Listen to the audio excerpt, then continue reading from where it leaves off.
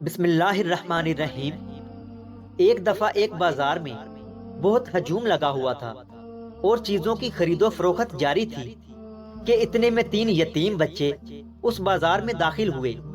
وہ تینوں ہی بے سہارا تھے۔ ان کے والدین ایک حادثے میں وفات پا چکے تھے اور ان کی پرورش کرنے والا کوئی نہ تھا۔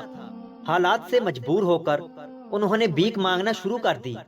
جب وہ تینوں بچے بازار میں داخل ہوئے اور باری باری دکانوں پر بھیک مانگنے کے لیے گئے تو دکانداروں نے ان کو بھیک نہ دی۔ کچھ دکانداروں نے تو ان کو گالیاں نکالنا شروع کر دی اور کچھ دکاندار ان کو دھکے دے کر دکانوں سے نکال رہے تھے۔ وہ بیچارے بے سہارا بچے اسی بازار کے درمیان بیٹھ کر اپنی قسمت پر رونے لگے اور تمام دکاندار ان کا تماشا دیکھ کر ہنس رہے تھے۔ ابھی بچے رو ہی رہے تھے کہ اتنے میں تین عورتیں بازار میں داخل ہوئیں۔ انہوں نے خوب بناؤ سنگار کیا ہوا تھا۔ ان عورتوں کو دیکھ کر تمام دکاندار بہت حیران ہو رہے تھے کیونکہ وہ نہایت ہی خوبصورت اور حسین و جمیل تھیں۔ ان عورتوں کو دکاندار عجیب و غریب اور گندی نظروں سے دیکھنے لگے۔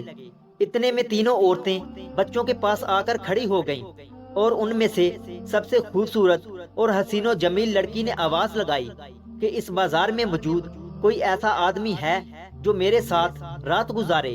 یہ بات سن کر تمام دکانداروں کے منہ میں پانی آ گیا اور وہ دوڑتے ہوئے اس لڑکی کی طرف آئے۔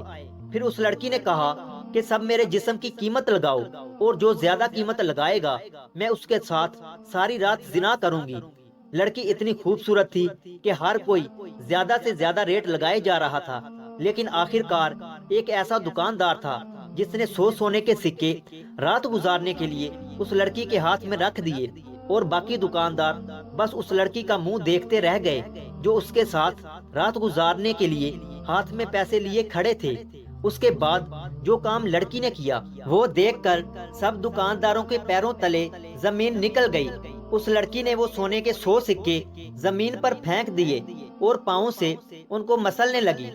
لڑکی کی اس حرکت سے تمام دکاندار بڑے حیران ہوئے اور جس نے سونے کے 100 سکے دیے تھے وہ غصے میں آ گیا اور اس سے پوچھا کہ تم نے سونے کے سکوں کو ایسے ہی زمین پر پھینک دیا جن کی قیمت کا تمہیں اندازہ بھی نہیں۔ تو اس لڑکی نے جواب دیا کہ تم تو مجھے انسان لگتے ہی نہیں، تمہارے اندر انسانیت نام کی کوئی چیز موجود ہی نہیں، کیونکہ تم نے مجبور اور لاچار بچوں کو ایک سکہ بھی نہ دیا، لیکن میری ایک آواز پر ایک فاحشہ لڑکی کو اپنے ساتھ ایک رات گزارنے کے لیے 100 سونے کے سکے دے دیے۔